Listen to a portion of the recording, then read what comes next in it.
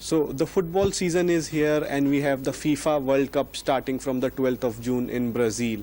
To talk about more about the World Cup and other football related issues, we have the renowned football expert, commentator and author Mr. Novy Kapadia with us.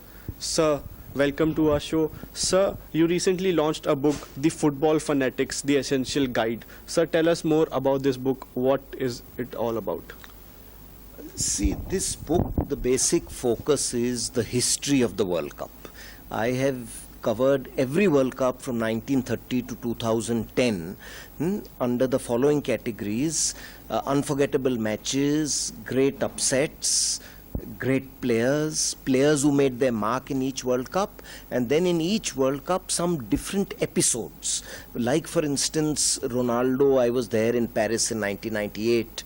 The great Brazilian Ronaldo almost missed the final. He had an epileptic fit. What went on behind the scenes? Maradona's hand of God goal in 1986, all the repercussions that it caused. Then the first doping cases in football were found in the 1974 World Cup. So I have taken all these offbeat incidents. In the 21st century, we've got these instances of players changing nationalities. You know, Brazilians moving and playing for Morocco, or America has a team of immigrants. So these are all new developments. So in each World Cup, some new development. When did the mascot first start? What type of different footballs that were designed? The format of each World Cup. In each World Cup formats have changed. First there used to be 16 teams, then 24 teams, now 32 teams. So I've talked about all that, and so interesting incidents like this, that often football also, like in politics, becomes a battle of ideology. In the 50s and 60s it was a battle between the communist countries and the Western world. So a Hungary versus Brazil or a Hungary versus Germany in 1954 was seen as an ideological struggle between the free world and the communist world. I mentioned all that. And above all, for me, the most interesting section to write was why India missed out on the World Cup. Many people are not aware that in 1950, India had qualified for the World Cup, also that was to be held in Brazil. We were part of the draw. On 25th June, we would have played our first match with Sweden. We were with Sweden, Paraguay and Italy. And there are several reasons. I mentioned in about 10 pages the reasons why India didn't go. It is not only because of barefoot football. That is the romanticized version.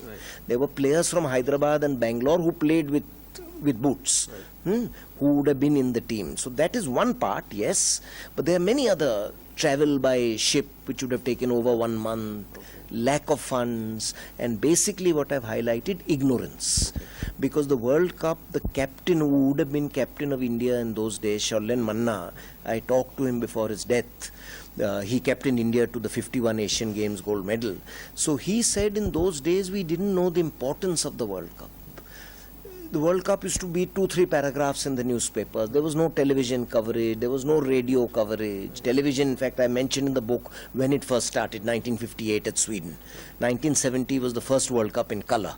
That is when this World Cup has been a boom, you know, that billions watch it all over the world. Before that, it was just one more important sports tournament. It didn't really capture the attention of the world like it does now. So Manna said that we thought that if we play in the World Cup, we'll be classified as professionals and we won't be allowed to play in the Olympics. Most Indians in 1950 thought that the Olympics was more important than the World Cup, because the hockey team had won a gold medal in 48 and first Prime Minister of India, late Jawaharlal Nehru, had greeted them and they were treated as heroes. So the footballers thought it will be better to be associated with the Olympics rather than the World Cup. Because I frequently ask Manna, why didn't you all want to play in the World Cup? As players, you should have put pressure. He says, we never knew the importance. And unfortunately, as I've mentioned in a full page in the book, that it was wrong reasoning. Because the East Europeans also, they used to send players for the World Cup and the same players for the Olympics under the guise that we don't have professional football in our country. Our players are employed in the police or the army or, other sort of institutions. And Indian players were also employed at that time. There were players from Hyderabad City Police. There were players like Manna, who was employed in Geographical Survey of India. Though they played for Mohun Bagan and all, but they didn't get enough money to earn a living. So they had to do a job also. So this is what I focused on the book. Besides, there's 100 quiz questions.